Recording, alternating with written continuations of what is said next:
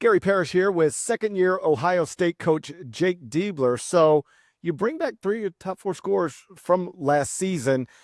How much of a priority was that? Just as soon as the season's over, player retention, getting the guys back that you wanted to have back, most notably, I guess, Bruce Thornton. It was the number one priority for us. You know, when we put together this year's roster, we wanted to build from within. And quite honestly, I modeled what our football team did. When they went on that national championship run. You know, they built from within. And then we complemented with young players and portal guys to help build out what we feel is just a great roster, and we're really excited about this group. Does it change the way you have to approach a season? Once upon a time, I don't think coaches spent much time in January, February, March worrying about, am I going to be able to keep this player from transferring? Now it's a constant thing that you guys have to worry about. Does it change the way you approach your job in those months where you otherwise would just be focused on basketball games? You know, I think you got to compartmentalize a little bit, right? But for us, it's always going to be about relationships. And, you know, our staff, we talk about all the time, we need to serve our players well. We need to help them grow and develop as players, absolutely, but as men as well. And I think that culture that we were able to establish in year one is a big reason why we had the retention we had. You mentioned the football program, obviously coming off a national championship, perhaps headed for another one. How does that positively impact the Ohio State basketball program? How does it help you do your job when the football program is on such a big stage so often and flourishing? Yeah, it's great. It's great. You know, when we're able to bring recruits to the Horseshoe on a Saturday, there's no better atmosphere in the country, regardless of sport.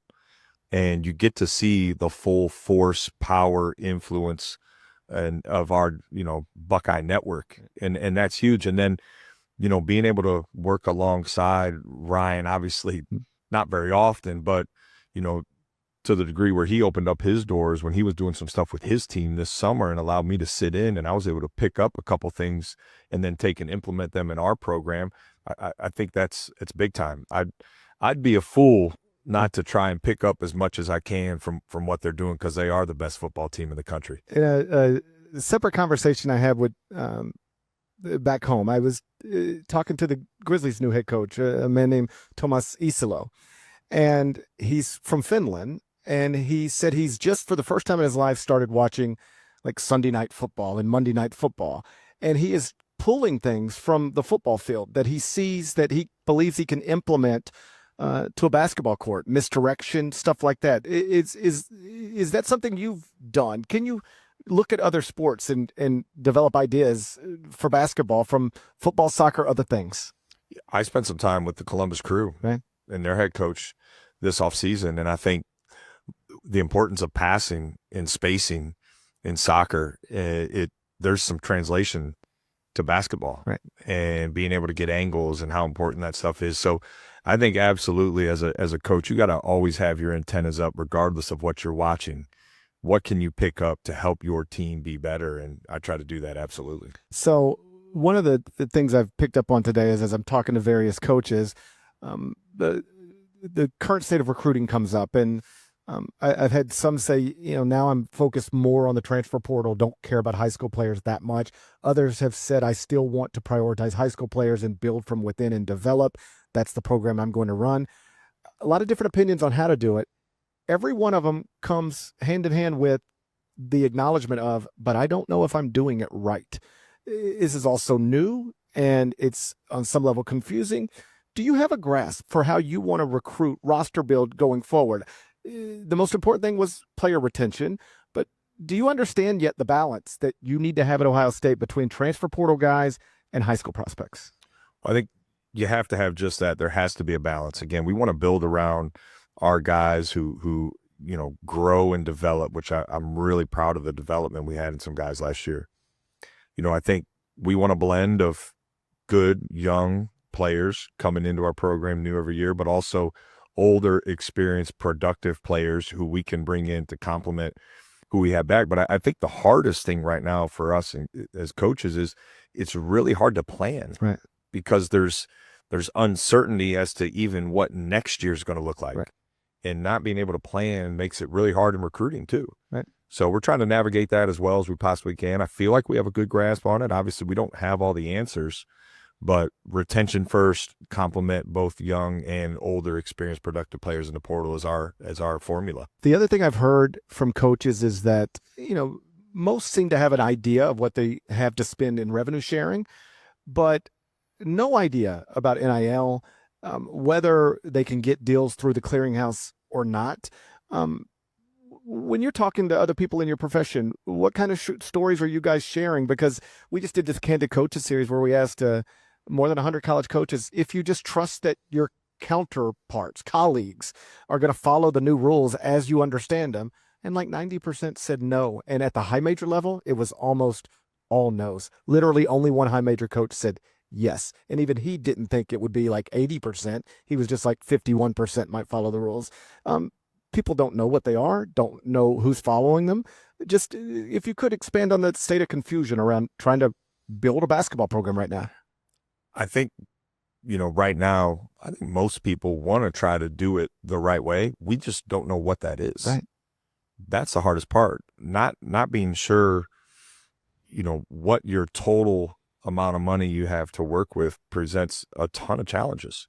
And I think there's some things that could be done to help define that better. But listen, it's taken a lot of time to get some things through NIL Go. They're and rightfully so. It's new, so they got to iron out some kinks there. And so there's just so much happening, in the uncertainty of what you have to work with for the next season is a real challenge. So I wish they would, for us, at Ohio State, I wish they would.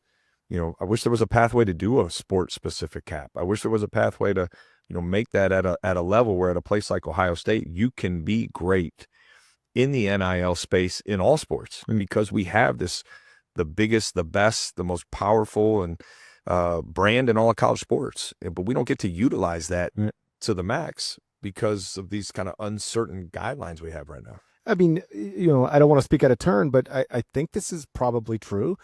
Because of the emphasis in revenue sharing at Ohio State on the football program, strictly in terms of revenue sharing, I don't think it's unreasonable to assume, and that's all I'm doing, but assume you're going to have Big East programs and maybe an A-10 program or two that have more money in a pot than some Big Ten schools and SEC schools. And I don't know how long that's going to last, but it does kind of seem crazy that some of the biggest brands in college athletics might be fighting with a shorter stick when it comes to recruiting in the sport of men's basketball. Yeah, it's a challenge. Yeah. There's no question. And I think that's one of the things that they gotta iron out and figure out a way to not, like, why should Ohio State be punished because we have the best football team in the country? Right.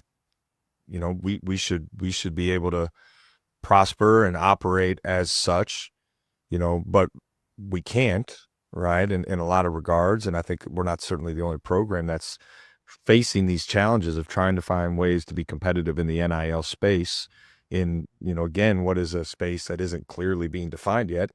So I think that's certainly real, but we got confident in the leadership. It's good to see some of the leadership. You're seeing some younger coach like John Shires now being involved in some of that stuff. So I think those type of voices are good because he's been in the recruiting trenches for a long time. And I'm excited about where college basketball is heading. Right. Like, make no mistake, it is such a beautiful sport and game, and it's heading in the right direction. We just got to iron out some of these details so it can take off. Last thing before I get you out of here, like I mentioned, you bring back 3 of your top 4 scorers. You supplemented your roster with the transfer portal, and you, I think, had made a priority to get older and bigger. Yes. And in the front court, you take a Wright State transfer who's a senior. You take a Santa Clara transfer who is a senior. You got older, bigger. You've got the player retention. What does success look like in year 2 for you? Yeah, well, I think success for us is playing big-time, meaningful games in end of February and March, competing, right, for, one of the top spots in our conference, and then positioning ourselves in part of those games with a good seed in the NCAA tournament. And that's a good step forward for us. But that being said, I got huge, lofty expectations for this program because I've seen it at its peak. Right. Been following this program for so long. That's ultimately what we want to get back to, and we want to take a a big leap towards that this season, and who knows, maybe get there, if we can. Hey, it's always good to see you. I appreciate your time. You too. Thanks. Take care.